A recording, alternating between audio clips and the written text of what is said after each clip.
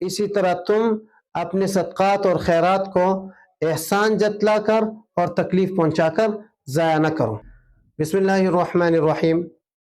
दो चीज़ें ऐसी है कि जिसकी वजह से इंसान के सदक़ात और खैरात वो ज़ाया हो जाते हैं, उस पर इंसान को कोई सवाब नहीं मिलता।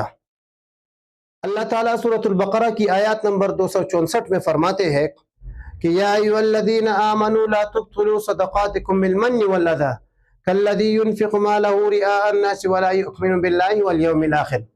कि ए ईमान वालो, अपने सदक़ात और खैरात को एहसान जतलाकर और तकलीफ पहुंचाकर उस शख्स की तरह बर्बाद न करो जो लोगों को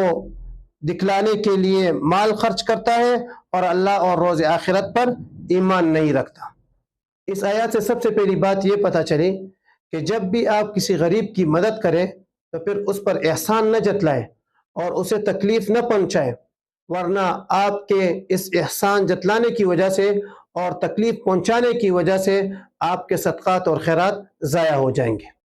बाज़ लोगों की आदत होती है कि जब वो किसी गरीब की मदद करते हैं और ख़ास तौर से अगर वो गरीब रिश्तेदार हो तो फिर उस पर एहसान जतलाते हैं कि मैंने आपके साथ ये अच्छाई की थी, मैंने आपके साथ वो अच्छाई की थी। और अगर उनकी तरफ से उसे कोई तकलीफ पहुंचे तो ये अपने सारे एहसानात उसे गिनवा देता है, जिसकी वजह से उसे तकलीफ होती है। आगे अल्लाह फरमाते हैं कि जिस तरह उस शख्स के सदक़ात और खैरात ज़ाया हो जाते हैं जो शोहरत और रियाकारी के लिए खर्च करता है, इसी तरह तुम अपने सदक़ात और खैरात को एहसान जतला कर और तकलीफ पहुंचाकर ज़ाया न करो।